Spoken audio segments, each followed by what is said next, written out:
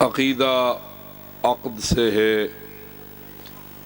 عقد کا لغوی معنی ہے گرہ لگانا، گرہ باندھنا۔ عقیدہ اس امر اور اس نقطے کو کہتے ہیں جس پر کوئی شخص اپنے دل میں اور اپنے قلب میں پختہ گرہ باندھ لے اور اس گرہ کا کھولنا اتنا آسان نہ ہو، یعنی گٹ ہوئے تا پکی گٹ ہوئے۔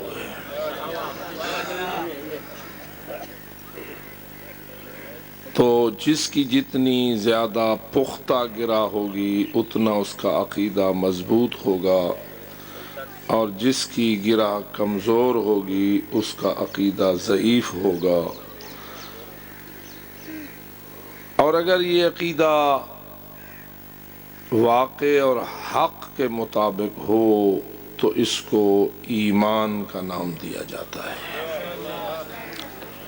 اس سے یہ معلوم ہوا کہ اگر باطل پہ گرہ لگ جائے،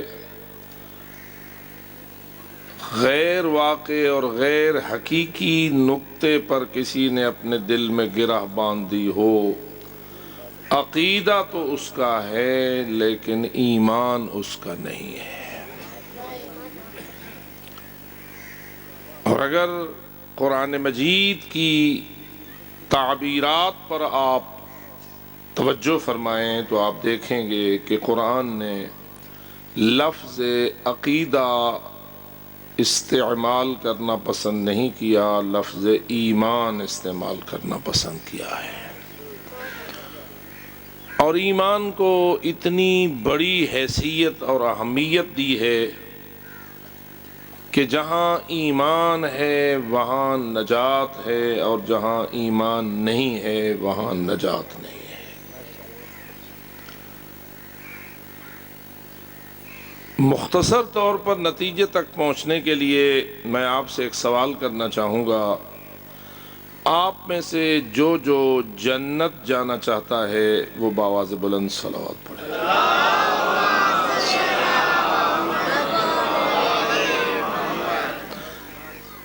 جتنا جنت جانے سے محبت رکھتے ہو اتنی بلند آواز سے صلوات پڑھو۔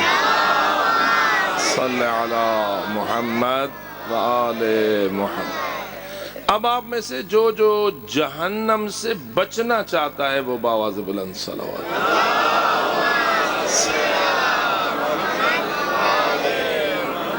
یقیناً آپ یہ سوچ رہے ہوں گے کہ یہ دو پہلو کیوں میں نے اختیار کیے۔ ایک طرف میں نے کہا جو جنت جانا چاہتا ہے وہ صلوات پڑھے، اور بالکل میں نے عمداً دوسرا جملہ بھی بولا جو جہنم سے بچنا چاہتا ہے وہ صلوات پڑھے۔ کیا ایسا ہو سکتا ہے کہ جنت بھی جائے اور جہنم سے نہ بچے؟ یقیناً اب تھوڑا سا آپ کو پریشانی ہوگی، اور اسی پریشانی میں آپ کی مشکل آسان ہو جائے گی۔ سمجھ لیا آپ نے میں نے کیا کہا؟ کیا ممکن ہے کہ جنت بھی جائے لیکن جہنم سے بھی نہ بچے؟ آپ کیا چاہتے ہیں؟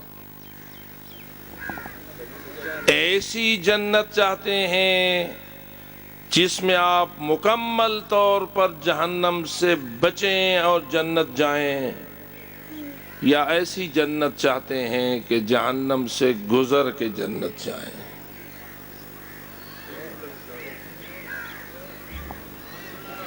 میرے خیال میں آپ پوری طرح متوجہ ہو رہے ہیں گرمی کے باوجود۔ ذرا تھوڑا سا اپنے سفر ابدی اور سفر آخری کا تصور ذہن میں روایات و آیات کے سائے تلے لیجئے۔ اس وقت ہم جس عالم میں ہیں اسے عالم دنیا کہتے ہیں، اور ہم سب کا یقین ہے کہ بالآخر ہم نے عالم دنیا کو خیر بات کہنا ہے۔ وَكُلُّ نَفْسٍ ذَائِقَةُ موت، جس نے چکھنا ہے موت کا ذائقہ وہ صلوات پڑھے۔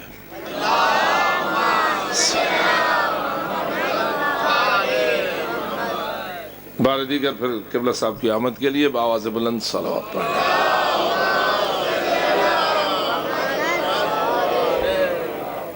ایک مرتبہ پھر بھی آواز بلند بسم اللہ کرو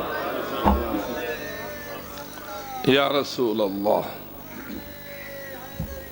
یا علی ماشاءاللہ ماشاءاللہ اللہم صلی علی محمد وآلہ محمد۔ بھولا تو نہیں میرا تمہیدی جملہ، اور میں یہ عرض کر رہا تھا کہ کل نفس ذائقۃ الموت کے بعد ہمارے نئے سفر اور ابدی سفر کا آغاز ہونا ہے۔ موت پہ اختتام نہیں، ہاں اس دنیا کا اختتام ہے، لیکن مکمل خاتمہ موت پہ نہیں ہے، بلکہ اگلے ابدی سفر کا آغاز ہے۔ موت کے بعد ایک اور عالم شروع ہوتا ہے جس کا نام عالم برزخ ہے۔ اس عالم برزخ کا اختتام ہونا ہے یوم یبعث من فی القبور، یا اس یوم الدین پر جس کا آپ سورہ فاتحہ میں روزانہ کئی مرتبہ تلاوت کرتے ہیں کہ الحمدللہ رب العالمین پڑھتے چلیں، الرحمن الرحیم آگے پڑھیے، مالک یوم الدین، اللہ کرے کہ ہمیں یہ یوم الدین بھولنے نہ پائے۔ جس شخص کے یوم الدین پر ایمان ہے وہ بآواز بلند صلوات پڑھے، صلی علی محمد وآل محمد۔ عالم برزخ کا اختتام اس یوم الدین پر ہونا ہے جس کا دوسرا نام یوم الحشر ہے، یوم البعث ہے، کہ جس پہ جتنے بھی زندگی لے کے اس دنیا پہ آئے تھے باری باری آئے تھے، اور پھر ہر ایک نے باری باری موت کا ذائقہ چکھا تھا۔ سارے انسان نہ اکٹھے اس زمین پر آئے تھے اور نہ اکٹھے اس زمین سے گئے تھے، لیکن جب یوم الحشر ہوگا تو کیا باری باری حشر ہوگا یا سب کا اکٹھا حشر ہوگا؟ جو یوم محشر میں اپنی حاضری کو لازمی سمجھتے ہیں وہ بآواز بلند صلوات پڑھیں، صلی اللہ محمد وآلہ۔ اس کا مطلب یہ ہوا کہ یوم محشر کی حاضری اختیاری نہیں ہے، بلکہ اختیاری کے مقابلے میں کیا ہوتا ہے؟ لازمی ہے، اجباری ہے۔ کوئی اگر یہ کہتا بھی رہے کہ مجھے اپنے عالم برزخ کی قبر میں سونے دو، تو اللہ کا اصول یہی ہے، دستور یہی ہے، وَلَن تَجِدَ لِسُنَّتِ اللَّهِ تَبْدِيلًا، اس میں کوئی تبدیلی نہیں ہوگی، اور ہر کوئی اٹھے گا، یقیناً اٹھے گا۔ اور ہم اعلان سے کہتے ہیں جس کو علی نے مارا ہوگا وہ بھی اٹھے گا۔ گل سمجھ آئی نہیں؟ اللہ کرے کہ مجھے اسے دوبارہ دہرانے کی ضرورت نہ پڑے، پھر دہرا دوں۔ جس کو شاید نیند آئی ہوئی ہو یا تھکا ہوا ہو تو وہ دوبارہ سن لے، جس کو مولا علی نے مارا ہوگا وہ بھی یوم حشر کو اٹھایا جائے گا تاکہ اسے جہنم کا ایندھن بنایا جائے، اور جو اسے کہتا ہے کہ نہیں اٹھے گا اس کا شاید خیال ہے نہیں اٹھے گا تو جہنم سے بچ جائے گا، لیکن تو کیسا محب علی ہے جو دشمن علی کو جہنم سے بچانے کے خیالات پیش کرتا ہے۔ بہرحال ہر ایک نے دوبارہ اٹھنا ہے، یوم محشر قائم ہو جائے گا، اور وہ یوم کتنا عرصے کا ہے؟ 50,000 سنہ، کتنا؟ 50,000 سال، 50,000 سال، لیکن 50,000 سال ایسے کہ جس میں کوئی رات نہیں۔ 50,000 سال کیسے؟ جن میں رات نہیں آئے گی، دن ہوگا، ایسا دن بس جو دن ہی دن رہے گا، درمیان میں رات کا تصور ختم، یعنی سورج بھی ہوگا، دھوپ بھی ہوگی، پیاس بھی ہوگی، میدان محشر بھی ہوگا، اور ہم بھی ہوں گے۔ ہوں گے جو ہوگا وہ صلوات پڑھے۔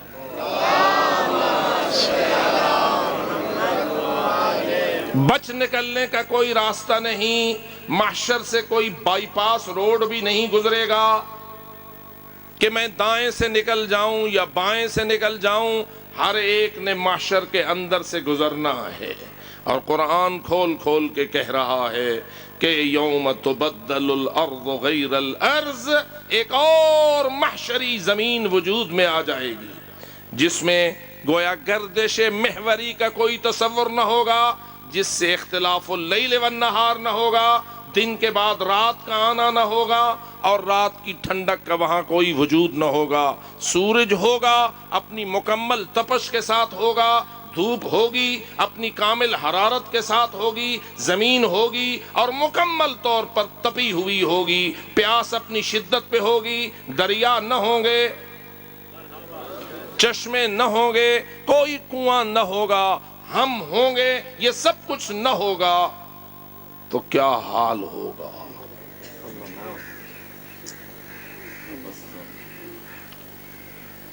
جو اس پہ ایمان رکھتا ہے کہ ایسا ہونا ہے وہ صلوات پڑھے۔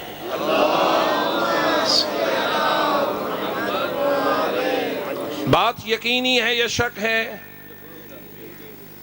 کوئی معمولی سا آدھا فیصد، ہزارواں حصہ، اربواں حصہ ذہن میں کہیں کوئی چھوٹا سا نقطہ ہو، شاید ایسا نہ ہو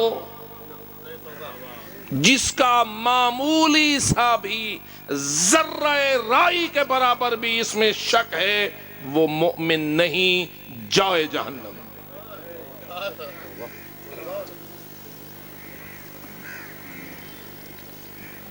یہ محشر اگر چاہتے ہو کہ اس کی ہولناکی سے محفوظ رہو تو دنیا میں لواء الحمد کے مستحق بن کے مرو۔ لواء الحمد کے مستحق بن کے مرو، اور نہیں مل سکتا سایہ لواء الحمد کسی کو مگر اس کو جس کے دل میں اس علم بردار لواء الحمد کی محبت کا نور موجود ہو۔ سبحان اللہ، سبحان اللہ۔ خیر وقت تھوڑا ہے، محشر کا دوسرا کنارہ جہاں یہ 50,000 دن کا خاتمہ ہو جائے گا اور محشر اپنے دوسرے کنارے پہ پہنچ جائے گا، آگے مرحلہ پل صراط کا ہے یا نہیں ہے؟ شک کے یا پک کے؟ یقین ہے یا کچھ تردد ہے تو صلوات سے اپنے یقین کا اظہار کیجیے۔ پل کی ضرورت کہاں ہوتی ہے؟ جہاں نیچے کوئی ایسی شے ہو جس میں سے ہو کر گزرنا میرے لیے مشکل ہو، اور وہ درمیان میں دو کناروں والی جگہ ہو، اس کنارے سے اس کنارے تک ایک پل بنا دیا جاتا ہے تاکہ انسان اس پل سے عبور کر کے نیچے اترنے والی مشکل سے بچ جائے۔ یہاں پل ہوتے ہیں ایسے دریاؤں اور نہروں پر کہ جن کے نیچے سے پانی گزر رہا ہوتا ہے، لیکن وہاں پل صراط ہے ایک ایسے گڑھے پر جہاں نیچے جہنم کی آگ کا دریا ہے۔ پانی سے گزرنا مشکل ہے یا آگ سے؟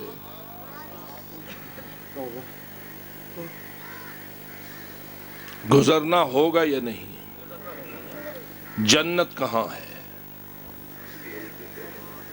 پار ہے یا ادھر ہے؟ تھوڑا سا منظر سفر سامنے آ گیا؟ بس یاد دلانا ہی ہوتا ہے، ذکر فإن الذکریٰ تنفع المؤمنین، لوگوں کو یاد دلاؤ کہ یہ یاد دلانا فائدہ دیتا ہے۔ بس ہم میں سے ہر ایک نے موت کا ذائقہ بھی چکھنا ہے، ہم میں سے ہر ایک نے عالم برزخ میں بھی جانا ہے، ہم میں سے ہر ایک نے عالم محشر سے بھی گزرنا ہے، اور ہم میں سے ہر ایک چاہتا ہے کہ پل صراط سے گزر جاؤں اور جہنم کی آگ کے شعلوں کا شکار نہ ہوں۔ کچھ روایات سے ایسا محسوس ہوتا ہے کہ جہنم کے شعلے سیانے ہیں۔ سیانا لفظ سمجھے؟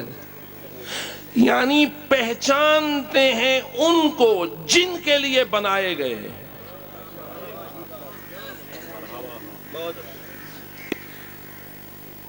پہچان لیتے ہیں ان کو. میں تعبیر کر رہا ہوں، اللہ کرے کہ وہ تعبیر صحیح ہو. وہ پہچان لیتے ہیں اس چور کو جس کے لیے چور والا شعلہ بنایا گیا ہے. پہچان لیتے ہیں اس زانی کو جس کے لیے وہ زنا والا شعلہ بنایا گیا ہے. پہچان لیتے ہیں اس شرابی کو جس کے لیے وہ شعلہ بنایا گیا ہے. پہچان لیتے ہیں اس بے نماز کو جس کے لیے وہ شعلہ اٹھے گا. غرضے کے پل صراط سے گزرنے والے، تو خیال کر، اٹھیں گے شعلے. کچھ چور کو کھینچ لیں گے، کچھ زانیوں کو کھینچ لیں گے، کچھ شرابیوں کو کھینچ لیں گے، کچھ بے غیرتوں کو کھینچ لیں گے، کچھ بے زکاتوں کو کھینچ لیں گے. پروگرام جنت جانے کا جس کا ہے وہ صلوات پڑھے.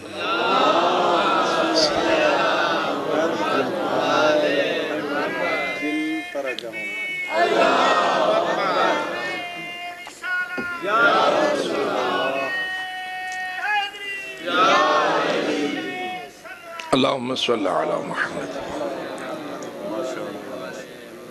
ایمان کے بغیر چارہ کار نہیں ہے. اب پھر میں واپس پلٹتا ہوں.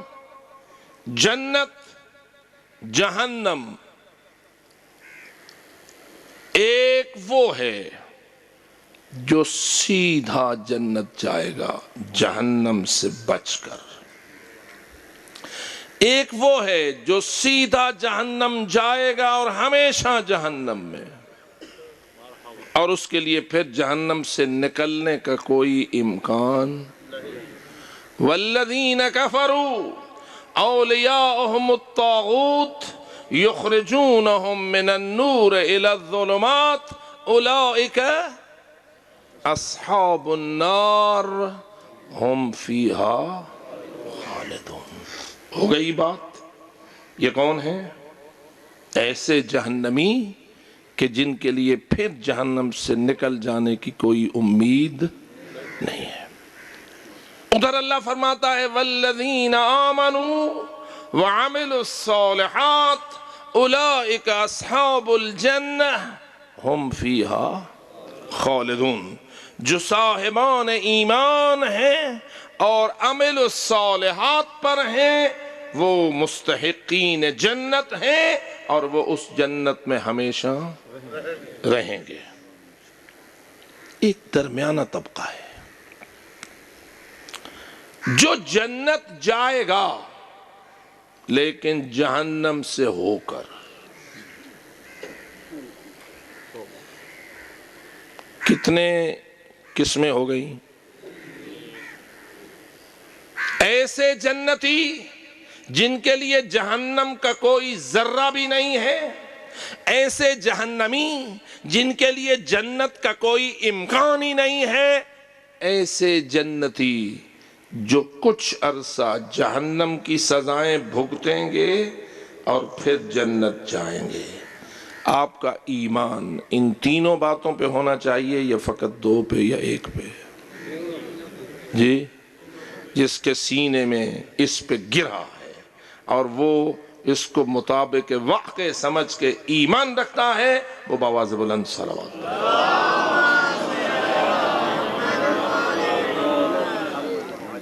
میرے خیال میں آج کی محافل یا ان اللہ یا ان اللہ، یا کسی کو سیدھا جنت پہنچاتی ہیں اور جہنم کا خطرہ بالکل ختم کر دیتی ہیں، یا کسی کو جہنم پہنچاتی ہیں اور جنت کے حوالے سے امید ہی ختم کر دیتی ہیں. جبکہ آج کے اس ماحول میں جس میں ہم پروان چڑھ رہے ہیں زیادہ خطرہ درمیانے والا ہے.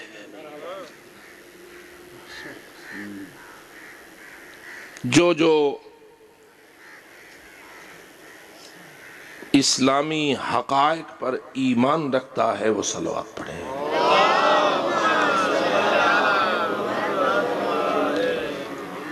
علامہ طباطبائی نے تفسیر المیزان میں ایک عجیب قسم کا مسئلہ اٹھایا ہے اور اس پر اس کو حل کیا ہے. سورہ والعصر کی تفسیر میں وہ کہتے ہیں کہ الذین آمنوا وعملوا الصالحات کے متعلق اور ساتھ وتواصوا بالحق وتواصوا بالصبر کے متعلق اللہ قسم اٹھا کر کہتا ہے والعصر ان الانسان لفی خسر، قسم عصر کی بے شک ہر انسان۔ اس خسارے سے مراد باغ کا خسارہ ہے، دکان کا خسارہ ہے، فیکٹری کا خسارہ ہے یا جہنم والا خسارہ ہے؟ یعنی گویا اللہ یہ کہنا چاہتا ہے قسم عصر کی، ہر انسان جہنم جانے والا ہے، اور اس جہنم سے بچنے کے لیے الذین آمنوا وعملوا الصالحات وتواصوا بالحق وتواصوا بالصبر کے نسخے پہ اگر وہ عمل پیرا ہے تو جہنم سے مکمل طور پر بچ جائے گا، اور اگر اس نسخے پہ مکمل طور پر عمل پیرا نہیں ہے تو مکمل طور پر جہنم سے بچنا مشکل ہو جائے گا۔ کیا ہے مکمل طور پر جہنم سے بچنے کا نسخہ؟ فقط ایمان یا عمل الصالحات ساتھ؟ پھر یہ پوچھتے ہیں عمل الصالحات سے کتنی نیکیاں مراد ہیں؟ تو جو ہے کتنی نیکیاں کرے کہ مکمل طور پر جہنم سے بچ جائے؟ جواب یہ ہے کہ جو کرے نیکی کرے، یعنی اس کا ہر عمل نیکی پر مشتمل ہو اور اس کے نامہ اعمال میں کوئی برائی نہ ہو، اس کا نامہ اعمال سارا نیکیوں پر مشتمل ہو۔ اگر کوئی برائی بھی اس سے ہوئی تھی، پہلے تو ہو نہیں، اگر ہوئی تھی اور اس کو بخشوا کے مرا تو نامہ اعمال صاف ہو گیا اور اس میں کوئی برائی نہ رہی، باقی بچیں تو کیا بچیں؟ نیکیاں ہی نیکیاں بچیں۔ یہ شخص جہنم سے مکمل طور پر محفوظ ہے۔ لیکن اگر کسی کے ذمے ایمان تو اس کے پاس ہے، نیکیاں بھی ہیں، لیکن ساتھ برائیاں بھی ہیں، آیا یہ بھی مکمل طور پر جہنم سے محفوظ ہے؟ تو جواب، جب تک گناہوں کی بخشش نہ پائے اس وقت تک وہ مکمل طور پر جہنم سے بچ۔ اب اگر صورتحال ایسی ہو کہ جہنم سے گزر کر جنت جانا پڑے تو ہم میں سے کون کون اس جہنم کو برداشت کرنے کی سکت رکھتا ہے؟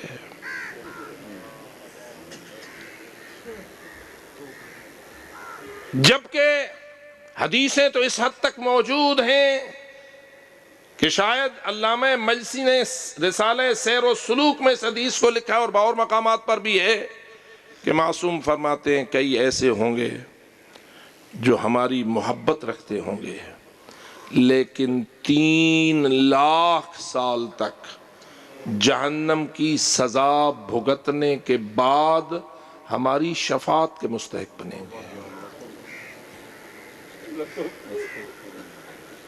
کتنے سال بعد؟ 3 لاکھ، جبکہ محشر کا دن 50,000 سال کا ہے۔ تو کون ہے جو جہنم کا ایک لمحہ بھی برداشت کر سکتا ہے؟ اس کے بعد انسان کے سامنے روشن ہوتی ہے توبہ کی اہمیت،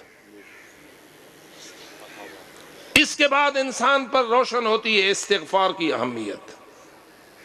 دانا وہ ہے جو اپنی بخشش کے لیے خود کوشاں ہو، نادان ہے وہ جو اپنی بخشش کو اپنے وارثوں کے حوالے چھوڑ جائے۔ میرا بیٹا مجھے بخشوائے گا، میری بیٹی مجھے بخشوائے گی، میرے شاگرد مجھے بخشوائیں گے، میرے دوست مجھے بخشوائیں گے، میرے رشتہ دار مجھے بخشوائیں گے، میرے بعد والے مجھے بخشوائیں گے۔ یہ دانائی نہیں، یہ کیا ہے؟ نادانی ہے۔ اس سے انکار نہیں کہ مرنے کے بعد بھی بخشش کے وسائل مؤثر ہو سکتے ہیں، لیکن دانائی کسے کہتے ہیں؟ عزیزان من، ایمان یقیناً جنت کا وسیلہ ہے، اس میں کوئی شک نہیں کہ اگر عقیدہ صحیح ہے، واقع کے مطابق ہے، انسان مومن ہے، خواہ وہ گھٹیا درجے کا مومن ہی کیوں نہ ہو، نچلے درجے کا اس کا عقیدہ ہی کیوں نہ ہو عقیدہ، ہو یقین، شکوک و شبہات کا شکار نہ ہو۔ اور آپ خود ہی سمجھدار ہیں، کیا شک اور یقین اکٹھے ہو سکتے ہیں؟ اور آج کی مجالس میں بہت سارے خطبا ایجاد شک کرنے کے ماہر ہیں۔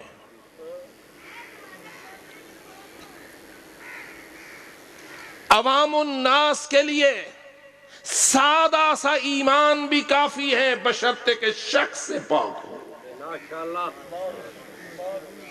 قل هو اللہ احد اللہ الصمد لم یلد ولم یولد ولم یکن لہ کفوا احد۔ اگر کوئی اس کے صحیح مفہوم پہ صحیح یقین رکھتا ہے، توحید کے عقیدہ نجات کے لیے اتنا ایمان بھی کافی ہے۔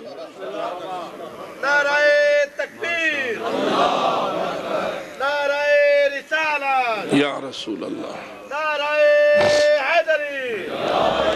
ہمارے بعض خطبہ اور مقررین بھول بھلیوں میں ڈالتے ہیں اور ایسی علمی گفتگو ایسے عوامی مجامع میں چھیڑتے ہیں کہ جن کے سامعین ان علمی بھول بھلیوں کے متحمل ہی نہیں ہوتے، اور نتیجہ صفر، الٹا عقیدے کو کمزور کر کے نکل جاتے ہیں، ایمان کو ضعیف کر کے چلے جاتے ہیں۔ لوگ نعرے لگاتے ہیں بڑی علمی گفتگو ہے، میرے دوست پرائمری کلاس کے سامنے ایم اے کے لیکچر دینا یہ ایک دانا پروفیسر کا کام ہے؟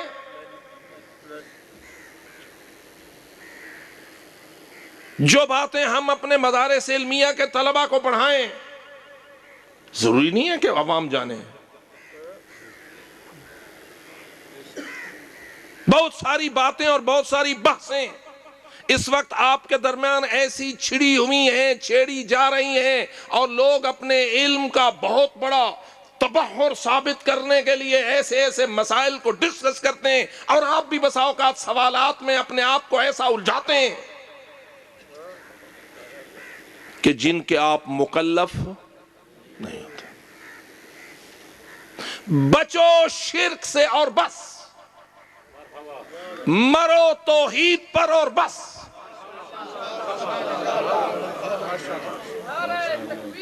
اللہ اکبر، یا رسول اللہ۔ اس لیے کہ تمہارے عقیدے کے لیے سب سے بڑا مہلک مرض لا الہ الا اللہ پڑھ لینے کے بعد شرک ہے۔ کہیں ایسا نہ ہو منہ پہ لا الہ الا اللہ ہو، قلب میں شرک ہو۔ آذان اشہد ان لا الہ الا اللہ کی آ رہی ہو، تقریر میں شرک ہو۔ تشہد میں اشہد ان لا الہ الا اللہ ہو، وحدہ لا شریک پڑھ رہا ہو، لیکن قلب میں تفویض ہو۔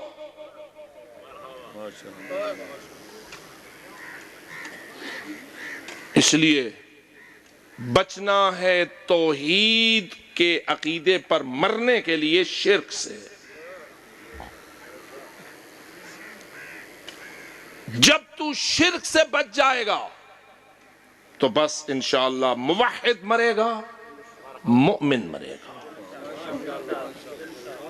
ضروری نہیں ہے کہ جو باتیں حضرت جناب امیر المومنین میثم تمار کے ساتھ کرتے ہیں وہ ہر ایک بندے کے ساتھ کریں۔ مجھے تو معلوم نہیں ہے، قبلہ صاحب زیادہ مطالعہ رکھتے ہیں، مجھے نہیں معلوم کہ حضرت عبداللہ ابن عباس کو حضرت امیر المومنین نے ان کے موت کے سارے تفاصیل سے آگاہ کیا تھا۔ میثم تمار کو آگاہ کر دیا تھا، میثم تمار کو علم البلایا والمنایا بھی دے دیا تھا۔ عبداللہ ابن عباس بہت بڑے سید المفسرین ہیں، لیکن مجھے کوئی یاد نہیں ہے کسی روایت میں نے پڑھا ہو کہ عبداللہ ابن عباس کو اسی طرح بتایا ہو کہ تیری موت کہاں ہوگی، کیسے ہوگی، کس وقت ہوگی۔ میثم کو بتا دیا، اور میثم ایسا ہے کہ وہ الٹا اس کھجور کو پانی پلا رہا ہے جس کو ان کے لیے امیر المومنین نے شانزد کیا. معلوم ہوا امیر المومنین بھی اپنے شاگردوں میں امتیاز برتتے تھے اور ہر ایک کے سامنے ہر بات نہیں کہتے تھے. تو امیر المومنین کے جو علم کے وارث ہیں وہ کیا کریں؟ وہ ہر جگہ ہر بات کہتے پھریں.